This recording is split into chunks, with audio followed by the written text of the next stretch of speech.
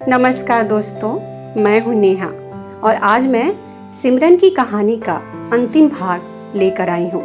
और अगर आपने इस कहानी का अभी तक पहला भाग नहीं सुना है तो मैंने इस कहानी का लिंक इस वीडियो के डिस्क्रिप्शन बॉक्स में दे दिया है और आई बटन पर भी पिन कर दिया है, तो वहां से आप इसको सुनने से पहले इसके पहले भाग को अवश्य सुनिएगा।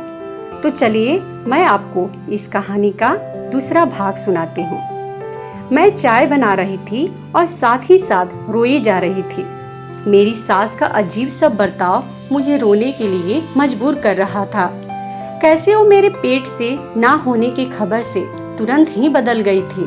फिर मुझे अपने बच्चे की चिंता सताने लगी।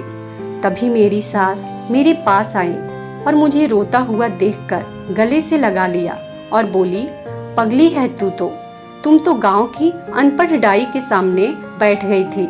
तुम्हें नहीं पता कि इसने अपने अनाड़ी होने की वजह से कितने औरतों के बच्चों को मार डाला है। ये खुद को अनुभवी बोलती है पर है नहीं, इससे जरा बच के रहना।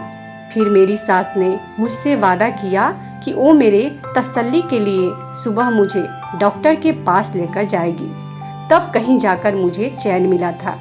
मैं सुमित से भी नाराज थी, इसलिए शाम को जल्दी सोने के लिए लेट गई। सुबह मेरे उठने से पहले वो अपनी ड्यूटी पर जा चुके थे। मैंने अपनी सास को डॉक्टर के पास जाने के लिए जिद की तो वे मुझे लेकर गई।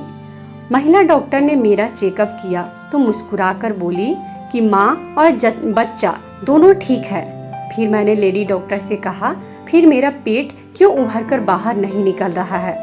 तो लेडी डॉक्टर ने हंसते हुए कहा कि चिंता करने की कोई बात नहीं है। कुछ महिलाएं अपने प्राइम में उतनी ही पतली होती हैं जितनी वो पहले से होती हैं। फिर उन्होंने मेरा अल्ट्रासाउंड किया और मुझे मेरी रिपोर्ट दिखाई। तब कहीं जाकर मेरे दिल को तसल्ली हुई थी, वरना मैं तो दाई की बातें सुनकर बहुत डर गई थी। मैं इस तनाव से बाहर निकली तो एक बार फिर मुझे निशा की हरकतें परेशान करने लगी। वह हर रात किसी के साथ फोन पर घंटों घंटों बातें करती रहती थी। एक रात मैं निशा की यूं ही जासूसी कर रही थी। तब मैंने उसे टेरेस पर जाते हुए देखा। मैं यही सोच रही थी कि रात के 2 बजे वो टेरेस पर क्या लेने जा रही थी। मुझे चिंता सता रही थी कि कहीं उसका घर से भागने का कोई इरादा तो नहीं है। मैंने उसे इतना बड़ा कदम उठाने से रोकने के लिए सुमित को नींद से जगा दिया। वह घबरा कर बोला, क्या हुआ, तबीयत तो ठीक है ना? मैंने जोर से कहा कि निशा घर से भागने वाली है। सुमित डर गया और उसने मुझसे कहा कि वो कहाँ है। मैं सुमित को अपने साथ टेरेस पर लेकर गई तो निशा सामने भगवान की तस्वीर रखकर माला जप रही थी। तब सुमित मेरी तरफ खा जाने वाली निगाहों से देखने लगे। तभी किसी के कूदने की आवाज सुनाई दी थी। कोई हमारे घर की टेरेस से नीचे कूदा था। सुमित उस ओर दौड़ कर गया, लेकिन उन्हें कोई नजर नहीं आया था। जब निशा बोली तो उसके आवाज में समंदर जैसा सुकून और ठहराव था। भाभी, आपने मेरी बिल्ली को डराकर भगा दिया। हमारी तो अभी अभी दोस्ती हुई थी। पहले वो मुझसे डरती थी, पास भी नहीं आती थी। आज जब उसने मुझ पर भरोसा किया कि मैं उसे कोई नुकसान नहीं पहुंचाऊंगी, तो आपने उसे डरा दिया। सुमित ने मेरे और निशा की तरफ देखा और नीचे चले गए। निशा बोली, भाभी, मेरी जासूसी करना बंद कर दो, नहीं तो कहीं ऐसा ना हो कि मेरी बद्दुआ तुम्हारे बच्चे को लग जाए और तुम फिर से एक बार खाली दामन रह जाओ। और माँ इस बार तुम्हारे फिर से पेट से ना होने का इंतजार भी नहीं करेगी। वो भाई की दूसरी शादी करके चुप रहेगी। मैं निशा की बातें सुनकर अंदर तक हिल गई थी। मैं चुपचाप वापस लौट आई। सुबह हुई तो सब कुछ पहले जैसा था। निशा घर का काम काज कर रही थी और सास लिविंग रूम में बैठी थी और सुमित अपने काम पर चले गए थे। उस रात के बाद निशा पूरी तरह से बदल गई थी। मैंने न तो उसे किसी से फोन पर बात करते देखा था, न रातों को टहलते देखा था। वो भगवान के नाम की माला जपकर घर के कामकाज में लग जाती। लेकिन उस रात के बाद निशा और मैंने पूरी तरह से एक दूसरे से बात करना बंद कर दिया। मेरा ध्यान भी उससे हट गया, क्योंकि मेरी सास ने मुझसे कहा था कि तुम्हारा 9वां महीना चालू हो चुका है, अब तुम कभी भी माँ बन सकती हो, इसलिए तैयारी करके रखो। मैं अपने बच्चे को कपड़े वगैरह बनाने में बिजी थी। मैं अपने पेट पर हाथ रखती तो अजीब सा महसूस होने लगता था। मैं इतनी कम होने के कारण मुझे नहीं मालूम था कि कुछ महिलाओं की गर्भावस्था ऐसे ही चुपचाप गुजर जाती है और किसी को पता भी नहीं चलता। मैं सारा दिन भगवान के नाम की माला जपती और प्रार्थना करती कि भगवान मेरे लिए अच्छा समय लाना। ऐसे ही एक रात मेरी सास मेरे कमरे में आई और बोली, बेटी, तुम्हारी गर्भावस्था की अवधि समाप्त हो गई है। सुबह तुम्हारे घर बच्चा पैदा होगा, तुम अपनी तैयारी पूरी कर लो। फिर मुझे सास ने एक भूरे रंग का पैकेट दिया और कहा कि इसमें एक गोली है, इसे याद करके खा लेना। इससे तुम्हें बच्चे को जन्म देने के लिए आसानी हो जाएगी। मैंने उस लिफाफे को अपनी सास से बहुत खुशी के साथ लिया था। मेरा दिल एकदम ही बहुत सारी खुशियों से भर गया था। एक पल के लिए मैं खुश हो जाती तो अगले ही पल डर के मारे मेरा मूड खराब हो जाता था। मुझे नहीं पता था कि सुबह क्या होगा। मैं मन ही में लगातार भगवान से प्रार्थना कर रही थी। अपनी खुशी और डर के मारे मैं वह गोली खाना ही भूल गई। लेटे लेटे ही मेरी आंख लग गई। आधी रात के करीब मेरी आंख फिर से खुल गई। मैंने सोने की कोशिश की, लेकिन मुझे नींद नहीं आ रही थी। मैंने सोचा, उठ ही गई हूँ तो एक बार पानी पी के ही सो जाती हूँ। जब मैं घर के किचन की तरफ जाने के लिए कमरे से बाहर निकली तो मुझे निशा के कमरे से अजीब अजीब सी आवाज़ें सुनाई देने लगी। वह चिल्ला रही थी। मैं तो एकदम से डर गई। मुझे चिंता थी कि कोई उसे नुकसान न पहुंचा दे। मैं निशा के कमरे की ओर तेजी से जाने लगी। जैसे जैसे मैं उसके कमरे की तरफ बढ़ रही थी तो उसके चिल्लाने की आवाज़ भी बढ़ती जा रही थी। मैंने कांपते हाथों से निशा के कमरे का दरवाज़ा खोला। दरवाज़ा खुलते ही सामने का नज़ारा देखकर मैं बिल्कुल सन्न रह गई। निशा की डिलीवरी हुई थी और मेरी सास ने निशा के बेटे को पकड़ के रखा था, और वही महिला डॉक्टर जिसने मुझे मेरे पेट से होने की खबर सुनाई थी वो निशा की डिलीवरी कर चुकी थी। मैं तो हक्का बक्का होकर उनका मुंह ताक रही थी।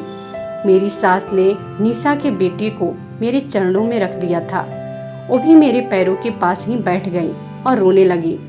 उसने कहा, बेटी, मुझ पर और इस मासूम बच्चे पर भी एक एहसान करो, इसे अपना समझो। बस इतना समझ लो कि आज निशा ने नहीं बल्कि तुमने इस बच्चे को जन्म दिया है। तुम इस डिलीवरी से गुजरी हो। मैं घबरा गई और बोली, लेकिन अब मेरा बच्चा कहाँ से? मेरी डिलीवरी का वक्त तो सुबह का है ना। तभी वही महिला डॉक्टर आगे बढ़ी और बोली, बेटी, तुम बांझ हो, तुम कभी भी माँ नहीं बन सकती। तुम्हारी सास मेरी बहुत अच्छी दोस्त है। इसने ही मुझसे कहा था कि मैं तुम्हें बता दूं कि तुम माँ बनने वाली हो। आगे मैं कुछ नहीं जानती। मैं तड़प कर अपनी सास की ओर बढ़ी और मैंने कहा, यह कैसे हो सकता है? मेरी सास बोली, दरअसल जब तुम्हारी शादी हुई तब तुम बिल्कुल ही मासूम और नासमझ लड़की थी।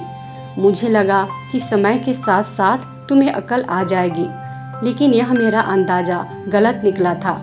लेकिन शादी के 5 साल बाद भी तुम पहले दिन की तरह मासूम हो और तुम्हारा ये भोलापन मेरे काम आ गया। मैंने 4 साल तक इंतजार किया कि तुम मुझे नाती पोतों की खुशखबरी दोगी, लेकिन ऐसा नहीं हुआ। फिर मैं तुम्हें लेडी डॉक्टर के पास लेकर गई और तुम्हारा चेकअप करवाया तो उसने मुझसे बताया कि तुम बांझ हो और तुम कभी माँ नहीं बन सकती हो। फिर मैंने पारंपरिक सास बनने के बारे में सोचा। मैंने मन ही मन में ठान लिया था कि मैं तुम्हें तलाक दिलवा कर ही रहूंगी। जब मैंने सुमित से उसकी दूसरी शादी के बारे में बात की तो वह भी मान गया था। मैं सुमित के लिए लड़की ढूंढ रही थी। तब एक दिन अचानक निशा मेरे कदमों में गिरकर रोने लगी थी और माफी मांगने लगी थी। निशा ने कहा था कि माँ, मुझे एक बहुत बड़ा गुनाह हो चुका है और अब मैं माँ बनने वाली हूँ। यह सुनने के बाद तो मेरे ऊपर मानो जैसे पहाड़ गिर गया था। मैंने निशा को खूब मारा भी था। तब इसने बताया था कि इसने हम सबसे छुपकर पड़ोस में आए हुए एक मेहमान के लड़के से शादी कर ली थी। वो किसी दूसरे गांव से आया था। उसने निशा को प्यार के जाल में फंसाकर इसका फायदा उठाने के चक्कर में इसको शादी के बंधन में बांध दिया था। जब निशा ने लड़के को बताया कि वो पेट से हो गई है तो वो लड़का अपना सामान लेकर भाग गया था। निशा ने उस लड़के से संपर्क करने के लिए मुझसे एक मोबाइल फ़ोन भी मंगवाया था। निशा हर समय उस लड़के से बात करती थी और उससे शादी करने की भीख मांगती थी। बेटे वो लड़का वादा करके फिर इनकार कर देता था। फिर मैंने एक प्लान बनाया। मैं जानती थी कि तुम दुनिया की चालाकियों से अनजान लड़की हो। मैंने तुमसे कहा था कि तुम पेट से हो और तुमने यकीन भी कर लिया था। मैंने निशा को भी सब कुछ बता दिया था, लेकिन वो अभी भी लड़की को मनाने में लगी थी।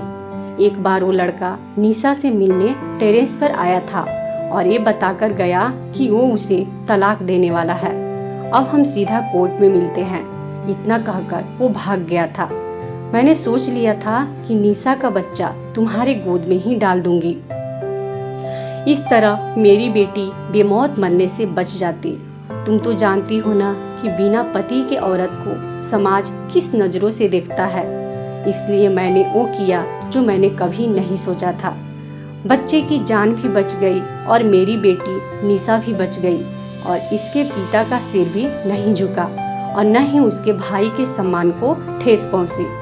तुम भी तलाक से भी बच गई, क्योंकि सुमित यह नहीं जानता है कि यह बच्चा तुम्हारा नहीं है बल्कि निशा का है। उससे भी ये सच छुपा कर रखना है। मैं तो हैरान निगाहों से उनकी ओर देख रही थी कि कितना मतलबी होता है ना इंसान। कुछ दिन पहले मेरी सास मुझे तलाक दिलवाना चाहती थी, मगर अब मेरे सामने लाचार और मजबूर सी खड़ी थी। मैंने बच्चे को अपने हाथों में पकड़ लिया और बोली कि ये मेरा गोलू है और ये मेरा बेटा है। मेरी सास ने आगे झुककर मेरा माथा चूम लिया था। निशा ने भी मुझसे माफ़ी मांग ली थी। सुबह ही मैंने घर में ऐलान कर दिया था कि मैं माँ बन गई हूँ। सुमित की खुशी का ठिकाना नहीं रहा था। गोलू हमारे घर की शान है। गोलू हमारे पूरे परिवार का लाडला बच्चा है। मैं इसे देख कर भगवान का शुक्रिया अदा करती रहती थी कि उसने किस तरह मेरे लिए हर कदम तय करके रखे थे। गोलू मेरा बेटा है। निशा का बेटा भी उसके सामने ही रहता है, इसलिए अब वो भी खुश रहने लगी है। निशा हमारे गोलू का बहुत अच्छे से ख्याल रखती है, क्योंकि बेटा तो उसी का है। लेकिन पूरे 5 साल बीत गए और हमारा गोलू अब बड़ा होते जा रहा है, लेकिन आज तक सुमित को ये बात पता नहीं चली कि गोलू हमारा नहीं, निशा का बेटा है। अब निशा की शादी भी हमारे एक रिश्तेदार के लड़के से तय हो गई थी और अब निशा ने भी अपने जीवन की नई शुरुआत की और अब वो भी अपने जीवन में खुश है। तो दोस्तों, आपको हमारी यह कहानी कैसी लगी हमें कमेंट बॉक्स में ज़रूर बताना। और अगर आपको ये कहानी अच्छी लगी हो तो इस वीडियो को लाइक करें और अपने दोस्तों के साथ शेयर ज़रूर करें। और इसी तरीके की अच्छी कहानी की वीडियोज़ देखने के लिए हमारे इस चैनल को सब्सक्राइब करके घंटी के बटन को दबाना बिल्कुल भी नहीं भूलें। धन्यवाद दोस्तों।